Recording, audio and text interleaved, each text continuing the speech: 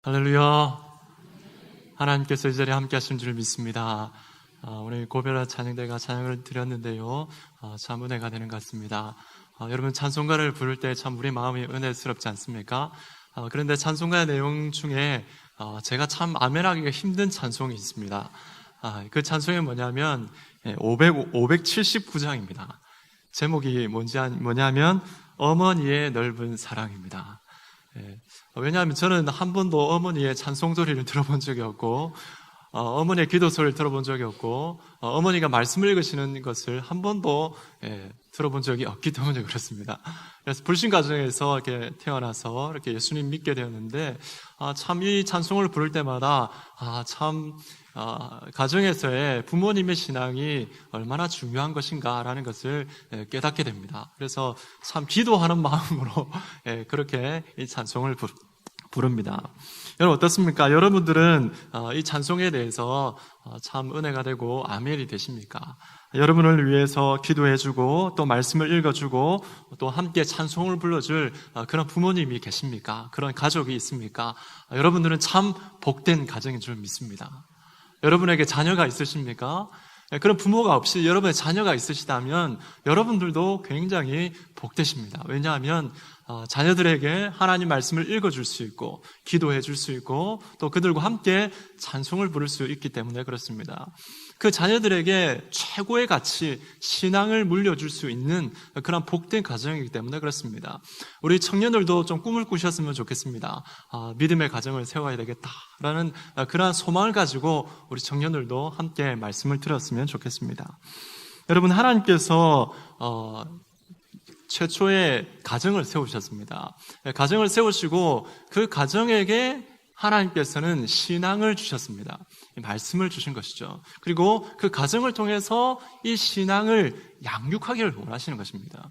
그래서 하나님께서 최초의 가정을 세우시고 또 범죄하고 난 다음엔 하나님께서 두 개의 기관을 세우셨는데 그것이 교회와 국가입니다. 그래서 최초의 가정은 곧 교회이고 나아가서는 국가, 곧 하나님의 나라인 것입니다. 여러분, 그래서 하나님께서는 이 교회, 그러니까 가정으로서의, 교회로서의 그 가정 가운데에 하나님께서는 신앙을 양육할 수 있도록 맡기신 것입니다. 여러분, 여러분의 가정은 어떻습니까? 하나님 말씀으로 가정을 잘 양육하고 계십니까? 우리의 모습들을 좀 살펴본다면 참 부끄러운 모습들이 아마 있지 않겠나 그런 생각이 듭니다. 저도 참 이 부분에 자녀 양육에 대해서 신앙 교육에 대해서 참 부끄럽고 그래서 하나님 앞에 정말 마음을 다잡고 다시 해야 되겠다라는 그런 생각을 해보게 됩니다.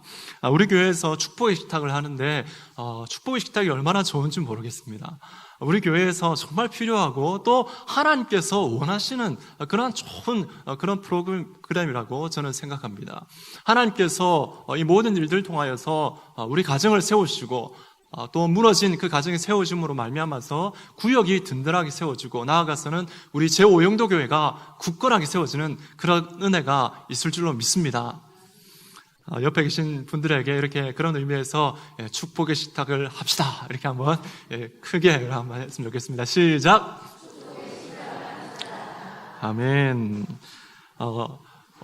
신앙 교육에 있어서 어떤 분들이 이렇게 말씀하시는 분들이 있었습니다. 그것은 가정에서 할 것이 아니라 교회에서 해야 되지 않겠냐. 그렇게 주일학교도 있는데 왜 가정에서까지 굳이 해야 되느냐. 이렇게 질문하시는 분들이 있습니다. 그렇지만 여러분, 성경을 보면 신앙 교육, 자녀의 신앙 교육을 맡기신 것은 교회에 맡기신 것이 아니라 1차적으로 가정에 맡기셨습니다. 교회는 이것을 위해서 적극적으로 이렇게 돕는 그런 입장에 있는 것이 바로 교회인 것입니다. 또 어떤 분은 이렇게 말씀하실 것 같습니다. 자녀의 신앙교육 내 마음대로 됩니까? 자기에게 맡겨야죠. 신앙은 개인적인 것인데 그 자녀가 알아서 해야 되지 않겠습니까? 라는 그런 생각도 가지고 계신 분이 계신 것 같습니다. 그렇지만요, 이것도 성경적인 입장은 결코 아닙니다. 신앙은 자유롭게 선택하고 싶습니다 라는 그런 마음은 솔직히 이해는 되지만 하나님 말씀 가운데, 성경 말씀 가운데 그렇게 나와 있지는 않습니다. 하나님께서는 철저하게 가정 가운데에서 신앙을 양육할 것을 말씀하고 계신 것입니다. 가정에서 신앙 교육을 실시해야 되는 그 이유가 무엇이겠습니까? 오늘 말씀을 통해서 한 4가지 정도로 함께 살펴보길 원합니다. 그 첫 번째는 무엇이냐면 자녀도 하나님의 언약 속에 있기 때문에 그렇습니다. 우리 한번 같이 읽어볼까요? 시작. 자녀도 하나님의 언약 속에 있기 때문입니다. 아멘. 오늘 말씀 6장, 신명기 6장 5절 6절 말씀에 보면 너는 마음을 다하고 뜻을 다하고 힘을 다하여 내 하나님 여호와를 사랑하라. 오늘 내가 내게 명하는 이 말씀을 너는 마음에 새겨라. 이렇게 말씀하고 있습니다. 이 말씀을 보면 너라는 이게 대상이 나오는데요. 이 대상은 누구냐 하면 바로 이 부모 세대를 말하는 것입니다. 이 부모 세대에게 마음을 다하고 뜻을 다하고 힘을 다하여 내 하나님을 사랑하라 라고 말씀하고 계신 것입니다. 여러분 그 이유가 무엇이겠습니까? 왜 이 말씀을 사랑하고 또 마음에 새겨서 하나님을 뜨겁게 사랑해라, 또 이 말씀을 또 마음에 새겨라 라고 말씀하시는 이유가 무엇이겠습니까? 그 이유가 바로 그 앞부분에 나와 있습니다. 신명기 6장 2절 3절인데요 2절 3절 말씀 우리 함께 읽도록 하겠습니다. 같이 읽겠습니다. 시작. 곧 너와 내 아들과 내 손자들이 평생에 내 하나님 여호와를 경외하며 내가 너에게 명한 그 모든 규례와 명령을 지키게 하기 위한 것이며 또 내 나를 장구하게 하기 위한 것이라. 이스라엘아 듣고 삼가 그것을 행하라. 그리하면 내가 복을 받고 내 조상들의 하나님 여호와께서 내게 허락하심 같이 젖과 꿀이 흐르는 땅에서 내가 크게 번성하리라. 아멘. 이 말씀을 잘 보면 바로 2절 말씀에 보면 곧 너와 내 아들과 내 손자들이 평생에 내 하나님 여호와를 경외하며 내가 너에게 명한 그 모든 규례와 명령을 지키게 하기 위한 것이고 또 내 나를 장구하게 하고 또 약속의 땅 가나안 땅에 들어가서 그 모든 것을 누리게 하기 위함이다 라고 말씀하고 있습니다. 여러분 지금 언약을 맺고 있는 대상자, 당사자는 누구입니까? 너라고 말했던 부모 세대입니다. 그런데 여러분 이 언약의 적용 범위는 누구에게까지 연결되고 있습니까? 자녀까지 다 연결되고 있죠. 자녀와 손자들, 그 손자들까지 다 포함을 하고 있습니다. 여러분 언약 속에 누가 있다는 것입니까? 자녀들이 있다는 것입니다. 하나님의 언약은 바로 부모 세대가 언약을 맺었지만 그 언약 가운데에 하나님의 자녀들, 나의 자녀들이 포함되어 있다라는 그런 말씀이 되는 것입니다. 그래서 우리의 자녀들이 약속의 땅에서 하나님의 풍성한 은혜를 누리기 하기 위해서는 어떻게 됩니까? 자녀에게 신앙을 양육해야 된다라는 것입니다. 여러분, 우리가 이 말씀을 보면서 신앙에 대해서 우리가 정말 다시 한번 생각을 해볼 필요가 있습니다. 신앙은 개인적인 것이긴 하지만 이것을 가르치지 않을 때에 어떤 일들이 일어날까? 여러분 실제로 한번 여러분 생각해 보십시오. 우리 주위에 일어나고 있는 일들을 한번 생각해 보십시오. 신앙을 가르치지 않을 때 그 가정이 아무리 믿음의 가정이라 할지라도 그 자녀가 신앙 안에서 하나님을 올바로 믿는 그런 자녀들이 과연 몇이나 될까요? 그런 가정이 있긴 있습니다. 그렇지만 여러분 극소수의 자녀들입니다. 그렇기 때문에 여러분 우리는 이 말씀을 따라서 우리가 자녀 양육에 대해서 보다 성경적인 입장으로 우리는 다시 돌아가야 될 줄로 믿습니다. 여러분 우리가 우리 자녀들을 위해서 세례를 주지 않습니까? 세례를 주는 데에 유아 세례를 줍니다. 여러분 세례를 줄 때 누구의 신앙으로 세례를 줍니까? 철저하게 자기 개인의 신앙입니다. 하나님 앞에, 사람들 앞에 내가 하나님을, 예수님을 구주로 영접합니다. 이렇게 아멘, 예 대답을 해야지 세례를 줍니다. 그런데 여러분 유아 세례는 어떻게 합니까? 깐난하게 대답을 할 수 있습니까? 배울 수가 있습니까? 그렇지만 유아 세례를 주는 이유가 무엇입니까? 이것은 바로 부모의 신앙을 따라서 부모가 주님 안에서의 언약을 맺었는데 그 언약이 이 자녀에게까지 적용된다는 이 말씀을 그대로 적용해서 유아 세례를 주는 것입니다. 그건 무엇을 말하냐면 이 자녀에게 부모가 부모의 신앙을 따라서 자녀를 신앙으로 양육하겠다라는 그 전제를 가지고 유아 세례를 주는 것입니다. 여러분 창세기 17장 7절에서 9절 말씀이 있는데요. 이 말씀을 우리 같이 한번 읽도록 하겠습니다. 7절, 8절 말씀을 같이 한번 읽도록 하겠습니다. 시작. 내가 내 언약을 나와 너 및 내 대대 후손 사이에 세워서 영원한 언약을 삼고 너와 내 후손의 하나님이 되리라. 내가 너와 내 후손에게 내가 거류하는 이 땅 곧 가나안 온 땅을 주어 영원한 기업이 되게 하고 나는 그들의 하나님이 되리라. 됐습니다. 여기까지 하겠습니다. 이 말씀에 보면 역시 나오죠. 내가 내 언약을 나와 너와 및 내 대대 후손 사이에 세워서 영원한 언약을 삼게 하겠다라고 말씀이 나와 있습니다. 그런데 여러분, 이 말씀에 9절 말씀에 보면 이렇게 나와 있습니다. 우리 9절 말씀도 함께 읽겠습니다. 시작. 하나님이 또 아브라함에게 이르시되 그런즉 너는 내 언약을 지키고 내 후손도 대대로 지키라. 아멘. 여러분, 이 말씀을 잘 보시면 어떻게 나와 있냐면 언약에 포함되어 있지만 그 뒤에 따라오는 말씀에 보면 어떻게 되냐면 그런즉 너는 내 언약을 지키고 너도 지키고 내 후손도 지키라 라고 말씀이 나와 있습니다. 여러분, 어떻게 지킬 수 있습니까? 가르치지 않고 전수해주지 않으면 여러분 자녀들이 이 하나님의 말씀을 알 수가 없습니다. 지킬 수가 없는 것입니다. 그렇기 때문에 여러분 가정에서 철저하게 언약 가운데서 하나님의 말씀을 가르칠 것을 말씀하고 계신 것입니다. 여러분, 우리는 하나님 앞에 하나님의 복을 누리는 그러한 믿음의 가정이 되어야 될 줄 믿습니다. 그런데 여러분, 그 하나님의 복은 철저하게 하나님이 어떤 분이신지 알고 그분을 믿을 때에 그 하나님의 은혜가 내려지는 것입니다. 그렇기 때문에 여러분, 자녀들이 하나님에 대해서 신앙의 고백이 없는데 하나님의 나라의 복을 누리게 하고 싶다라는 이 말은, 이 명제는 잘못된 것입니다. 그래서 하나님의 말씀을 가지고 가정에서 자녀들에게 신앙을 가르쳐야 되는 것입니다. 이 말씀은 사도행전에 보면 똑같은 패턴으로 나오는 것을 볼 수 있습니다. 사도행전 2장 38절 말씀, 우리가 잘 아는 말씀인데요. 38절 말씀 우리 함께 읽겠습니다. 시작. 베드로가 이르되 너희가 회개하여 각각 예수 그리스도의 이름으로 세례를 받고 죄 사함을 받으라.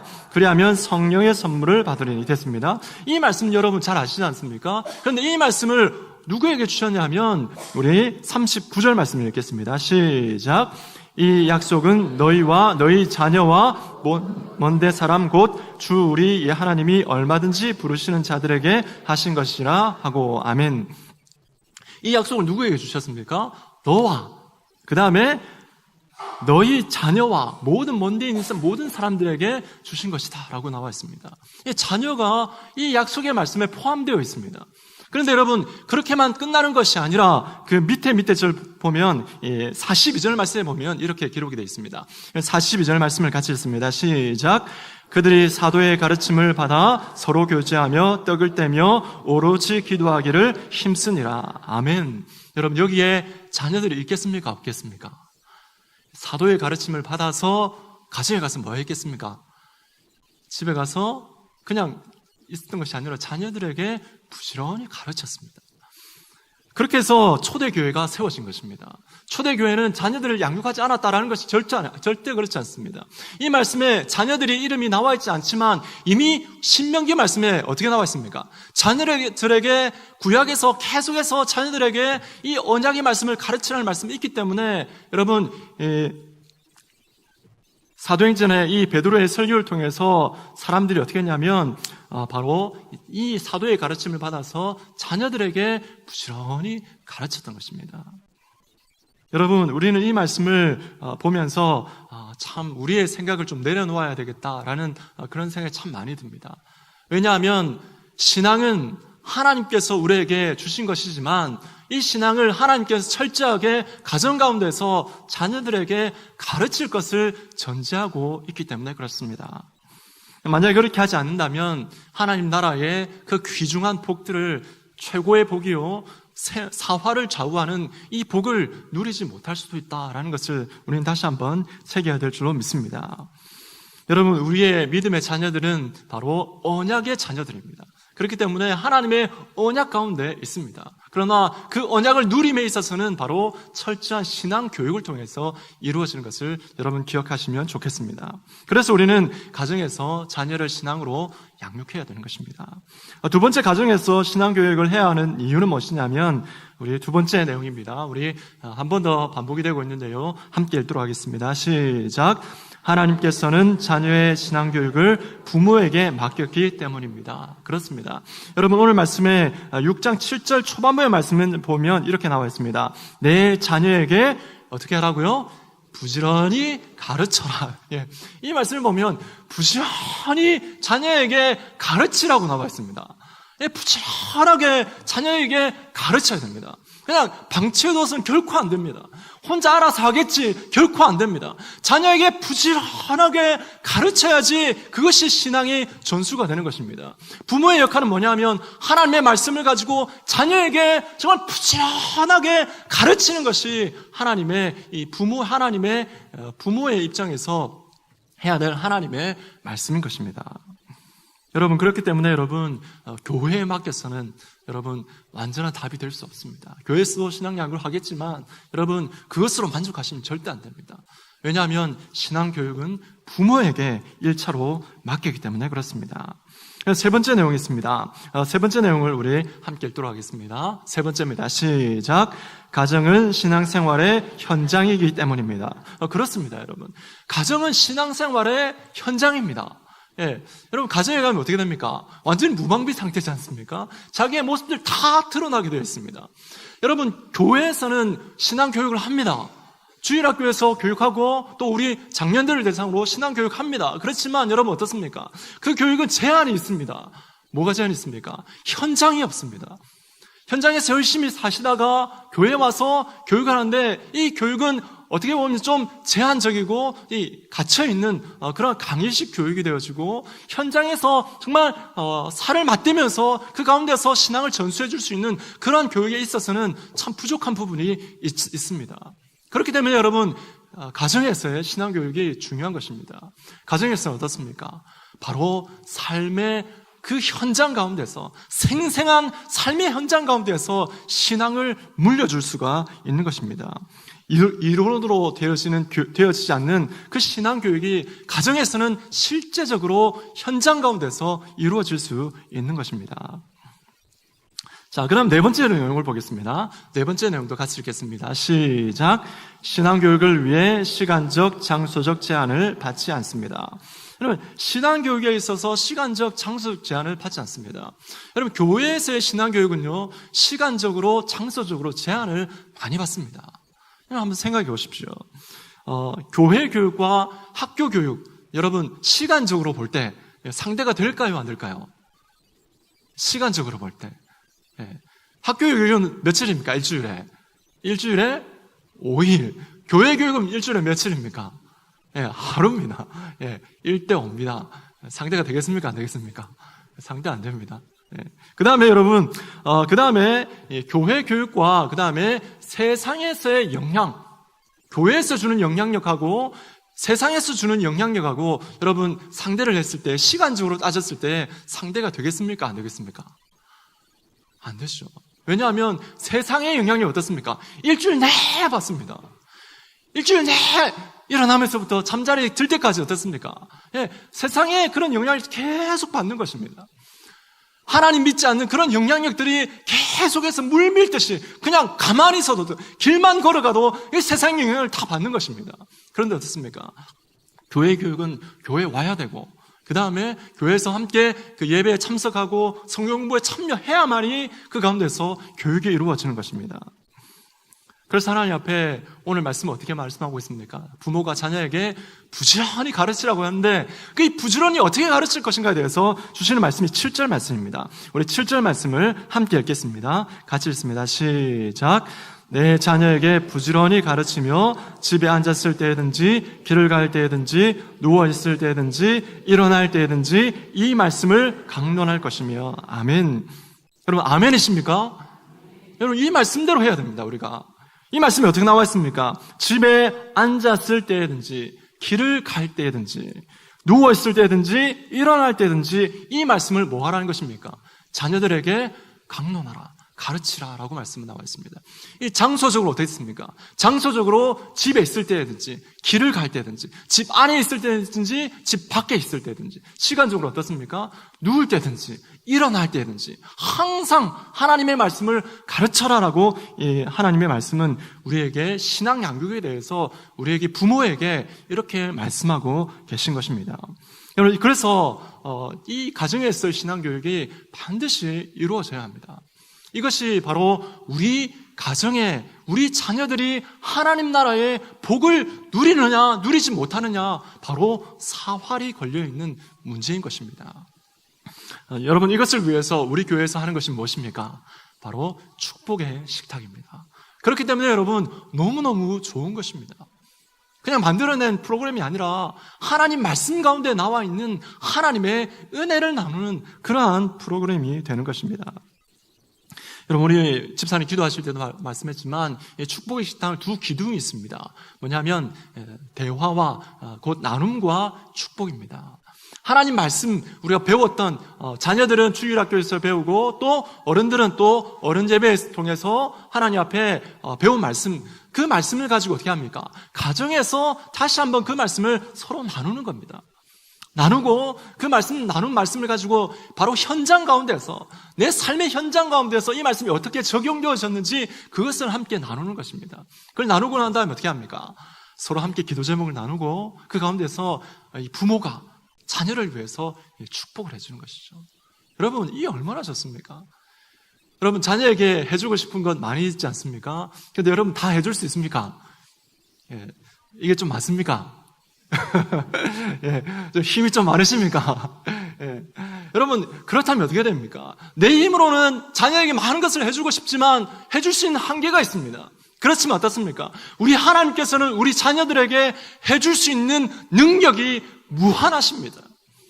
그렇기 때문에 여러분, 자녀들을 위해서 부모가 기도해주고 축복해준다면 하나님께서 부모가 해주는 그 기도를 통해서 하나님께서 우리 자녀들에게 은혜를 베풀어 주시는 줄 믿습니다. 그렇기 때문에 여러분, 이 축복의 식탁은 바로 하나님 앞에 너무너무 귀중한 그런 프로그램이다라고 말씀을 드릴 수가 있는 것입니다. 여러분, 가정에서의 신앙 교육에 대해서 우리가 오늘 말씀을 들었는데요. 한 가지 저희 가정에서 어떻게 하는지에 대해서 잠깐 좀 소개를 좀 해드리고 싶습니다.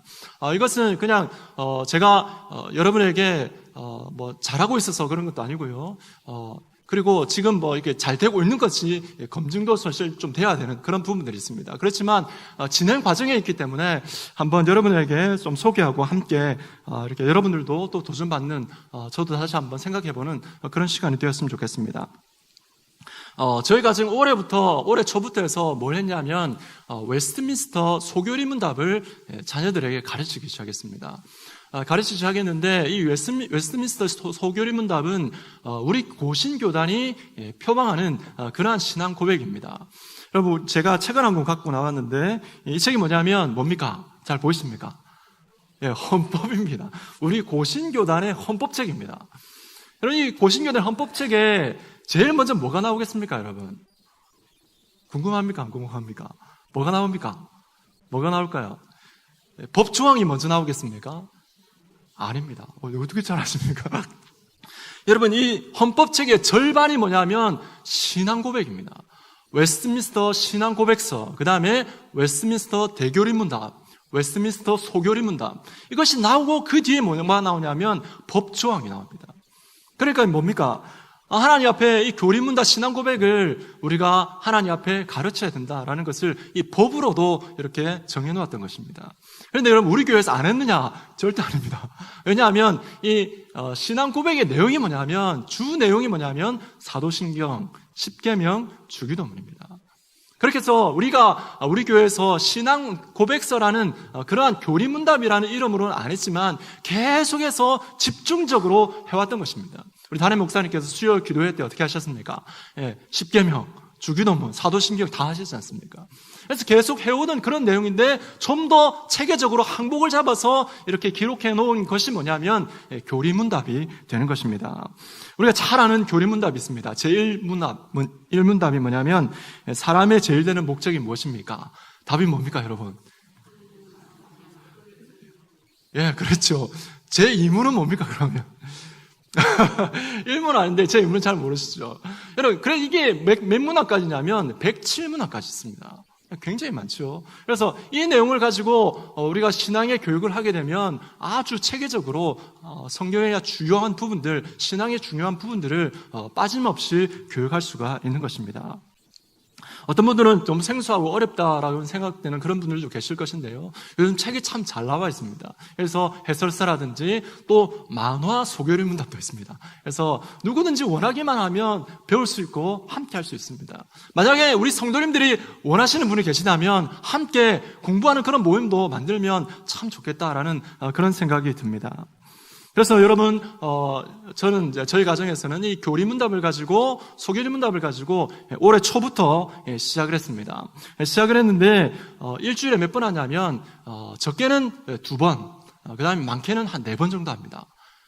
너무 많다는 생각, 너무한 거 아닌가? 자녀들에게 고통 아닐까? 이런 생각을 여러분 하실지 모르겠는데, 그럴 수도 있겠지만 여러분 자녀들이 잘 따라오고 있습니다. 현재까지는. 그래서 매일 저녁을 먹고 난 다음에, 식사하고 난 다음에, 자녀들이 큰 방에 이제 모여서 저랑 같이 이제 공부를 하는데, 시간은 한 20분 정도 합니다. 20분 정도 하고, 하는데 자녀들에게 최대한 편하게 해줍니다. 자세를 아주 편하게 해줍니다. 다 농에 지대고 있습니다. 저 혼자 이렇게 다리 양반다리 하고 있고, 우리 자녀는 농에 딱 기대고 있고, 다리도 쭉 펴고 있습니다. 그러니까 편안하게 우선 해주고, 그 다음에 나중에 또 기도할 때는 또 기도 자세를 취하기도 합니다.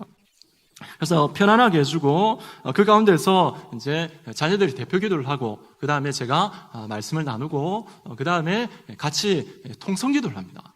통성 기도를 하고 제가 마지막 축복 기도를 하고 마치게 됩니다. 이렇게 진행되어지는데 제가 해보니까 좋은 점이 뭐냐면 신앙에 대해서 자녀들과 나눌 수 있어서 너무 좋습니다.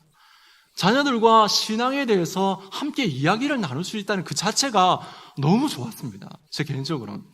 그래서 자녀들이 얼마나 그 신앙에 대해서 사실 굉장히 무지합니다. 자녀들이 얼마나 모르는지 모릅니다. 왜냐하면 배운 게 없거든요. 여러분, 제가 교육자지 않습니까? 우리 집에 자녀들이 그러니까 교육자의 집안이 안 가르쳐도 여러분 잘할 거라고 생각하시면 절대 안 그렇습니다. 아무리 교육자의 집안이라 할지라도 자녀에게 말씀을 안 가르치면 여러분 절대 알 수 없습니다. 그래서 그걸 너무 절실하게 느꼈기 때문에 다시 한번 마음을 다다듬고 시작했던 것입니다. 그래서 여러분 이렇게 하는데 신앙에 대해서 질문을 많이 합니다. 물어보면 자녀들이 질문을 합니다. 어떤 질문들을 하냐면 천국에 가면 어떤 모습이에요? 이런 질문도 있고 천국은 어디 있어요? 이런 질문도 합니다. 그 다음에 창조론을 가르쳤습니다. 창조론을 가르쳤더니 학교에서 배우는 건 진화론을 배우는데 만약에 시험에 진화론에 대한 질문이 나오는데 답이 진화론인데 답을 뭐라고 해야 돼요? 창조론을 해야 돼요? 진화론을 해야 돼요? 제가 뭐라고 했겠습니까? 창조론을 해야 된다. 만약에 선생님이 틀렸다라고 말을 할지언정 창조론을 답변을 해야 된다. 여러분 그렇게 가르쳤습니다. 그걸 가르치면서 제 개인적으로 좀 실력이 좀 이제 사회에서 시험 점수를 좀 떨어질 수 있겠지만 하나님 보실 때는 참 기뻐하시겠다라는 그런 생각을 했었습니다. 그리고 여러분 이 교리문답과 함께 한 가지 하는 게 더 있는데 성경 읽기를 합니다. 성경 읽기를 하는데 하루에 이제 온 가족이 하는 거죠. 자녀들만 하는 것이 아니라 하루에 2장 이상을 읽어야 됩니다. 부모는 더 많이 읽겠죠, 그죠? 부모는 더 많이 읽습니다. 자녀들은 하루에 2장 이상을 반드시 읽어야 됩니다. 왜냐하면 이것을 읽지 않으면 저녁에 밥을 안 줍니다. 저녁 밥을 안 줍니다. 사실 진짜로. 2장을 안 읽으면 저녁 식사를 못 합니다. 근데 여러분 2장이니까 얼마 되겠습니까? 한 5분, 10분이면 다 읽지 않습니까? 밥을 좀 늦게 먹는 것이죠. 여러분 이게 너무 심하다라는 생각이 여러분 또 혹시 드시는 분이 계실지 모르겠습니다. 그런데 여러분 이것은 오늘 말씀에 나오는 것처럼 하나님의 말씀을 부지런히 가르쳐야 되는 그런 부모의 입장을 말씀하고 있다고 생각합니다. 이건 제가 만든 원리가 아니고요. 여러분 청교도 신앙에 있어서 가장 이렇게 지성과 감성이 이렇게 조화를 이루었던 그러한 사람들이 청교도들인데요. 이 청교도들의 신앙 수칙이 뭐였냐면 No Bible, No Breakfast였습니다. 그러니까 말씀을 읽지 않으면 밥을 먹지 않겠다라는 것이었습니다. 그래서 여러분, 이 말씀을 먹지 않으면 저녁을 안 주는데요. 이것은 중요한 원리가 있는 것을 알게 되었습니다. 예수님께서 말씀하시기를 사탄을 대적할 때에 이렇게 말씀하시죠. 사람이 떡으로만 사는 것이 아니요 하나님의 입으로 나오는 모든 말씀으로 살 것이니라 라고 말씀하셨습니다. 그래서 이 밥을 안 주는 이유가 그냥 굶기기 위해서, 읽게 하기 위해서 그런 것이 아니라 이 신앙, 이 하나님 말씀을 먹는 것이 밥 먹는 것보다 더 중요하다라는 메시지가 그 가운데 담겨 있는 것입니다. 여러분들도 그렇게 하시면 좋겠습니다. 아무도 아멘 안 하시네. 자, 그래서 여러분, 이렇게 하니까 너무 좋고요. 그 다음에, 자녀에게 뭘 하냐면, 통성 기도를 합니다. 물론 통성 기도를 반드시 해야 된다, 이런 거는, 반드시 꼭 해야 된다, 이런 부분에 대해서 발급할 수 있지만 여러분, 성경에 나오는 기도의 많은 유형 가운데에 통성 기도가 있습니다. 그런데 여러분, 이게 침묵하면서 기도할 수도 있고 또 소리 내어서 기도할 수 있습니다. 성경 말씀에 분명히 부르짖으라라고 말씀이 나와 있습니다. 그런데 여러분, 우리 교회의 그 현실을 보면 통성 기도를 못 하시는 분들이 있습니다. 수요 기도회 때라든지 새벽 기도회 때라든지 못 하시는 분들 있습니다. 자녀들 보면 또 그렇습니다. 우리 주일학교 학생들 보면 통성기도가 뭔지도 모르고 할 줄 모르는 그런 우리 주일학교 학생들이 참 많습니다. 그래서 여러분, 제가 이렇게 자녀들에게 통성기도를 시키는데 많이 힘들어합니다. 그런데 여러분, 중요한 건 뭐냐면 이제부터 통성기도 한다 하고 소리 내서 기도한다, 기도 제목을 주고 함께 기도하자, 시작 했더니 어떻게 될까요, 여러분? 초등학교 3학년이 소리 내어서 기도하는 것을 제 귀로 들었습니다. 뭐냐면 통성기도를 못하는 게 아니다라는 것이죠. 통성기도를 못하는 게 아니라 통성기도를 뭐냐면 익숙하지 않다는 것입니다. 익숙하지 않기 때문에 못하는 것입니다. 뭘 말하냐면 통성기도를 누구든지 다 할 수 있습니다. 다 할 수 있는데 익숙하지 않기 때문에 그것이 하기가 꺼려지는 것입니다. 여러분들 그렇지 않습니까? 우리 자녀들도 마찬가지입니다. 그렇지만 여러분, 우리 가정에서 신앙교육을 할 때에 이 통성기도도, 하나님께 부르짖는 기도도 위급한 상황이 닥쳤을 때에 우리 자녀가 무엇으로 이겨낼 수 있겠습니까? 하나님 앞에 나와서 부르짖을 줄 알아야지 그 모든 상황 가운데, 인생의 역경 가운데 이겨낼 수 있는 힘이 있지 않겠습니까? 그렇기 때문에 여러분, 신앙에 있어서 이런 실제적인 부분들까지 가르칠 수 있어야 될 줄로 믿습니다. 여러분, 이렇게 통성기도도 가르치고요, 함께 하고요. 그 다음에 삶을 가르치고 나눌 수 있어서 참 좋았습니다. 신앙교육뿐만 아니라 이것이 되니까요, 이것이 이제 조금씩 되니까 어떻게 되냐면 그 아이의 학업의 문제라든지 또 이 여러 가지 이제 다른 문제 부분까지 이렇게 이야기를 나눌 수 있는 그러한 길들이 열려지는 것을 보았습니다. 그래서 이런 부분들이 있었고요. 그 다음에 마지막으로 한 번 더 말씀드리고 싶은 것은 뭐냐면 최근에 10계명에 대해서 가르쳤는데요, 제7계명에 대해서 가르쳤습니다. 제7계명이 뭡니까? 가늠하지 말라지 않습니까? 여러분, 이 가늠하지 말라라는 이 10계명을 가지고 우리 자녀들에게 제가 성교육을 했습니다. 여러분 혹시 자녀들의 성교육 해보신 분이 계십니까? 성교육이 참 많이 힘들지 않습니까? 그런데 하나님 말씀 10계명을 가지고 성교육을 할 수 있다는 것이 제게 너무너무 새롭게 다가왔습니다.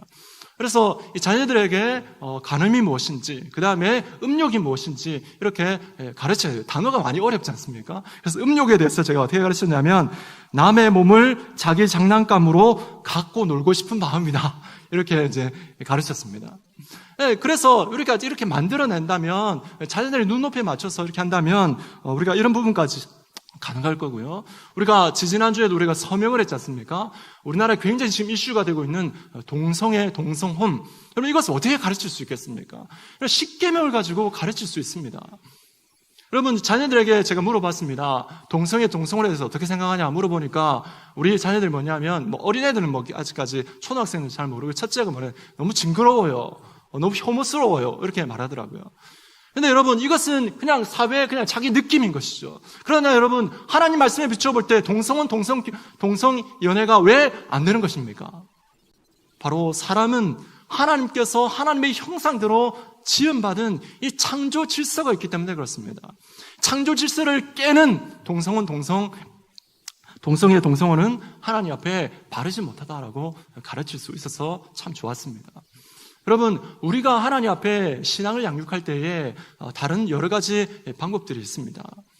여러분, 우리가 하나님 앞에 자녀들을 보면서 그냥 두든지 아니면 자녀에게 맡긴다든지 그 자녀가 비록 지금은 장성해 있다 할지라도 여러분, 우리가 하나님 말씀을 가지고 그 자녀를 위해서 양육해주고 그 다음에 그 자녀를 위해서 기도해주는 것, 부모의 죽을 때까지, 부모가 이 생을 마칠 때까지 해야 될 사명이라고 말씀드릴 수가 있습니다. 오늘 말씀에 부모가 언제까지 자녀를 양육해라 이런 말씀이 나와있지 않습니다. 끝까지 하나님의 말씀을 가지고 자녀들을 양육해야 되는 것입니다. 여러분, 그런 의미에서 우리 교회의 이 축복의 식탁은 참으로 가정을 세우는 귀중한 그러한 내용이라고 생각합니다. 하나님 앞에 우리의 자녀들을 신앙으로 양육합시다. 신앙으로 자녀에게 축복하고 그 신앙을 통해서 하나님 나라의 그 모든 복들을 내 대만 누리는 것이 아니라 내 자녀들의 대는 더 많이 누릴 수 있도록 합시다. 하나님께서 부모의 신앙 교육을 통해서 가정에 이 하나님 나라의 복이 흘러가도록 하셨습니다. 언약의 자녀들을 통해서 하나님은 다음 세대를 하나님께서는 또 일하실 것입니다. 여러분, 오늘 말씀을 여러분 기억하시면서 정말 내 가정 가운데에, 우리 자녀들의 가정 가운데에 하나님 말씀이 굳게 세워지고 그 굳게 세워진 말씀을 통하여서 정말 하나님 나라가 세워지고 또 그 가운데서 우리 제5영도 교회가 굳건하게 세워지는 그런 은혜가 있기를 주 예수 그리스도의 이름으로 축복합니다.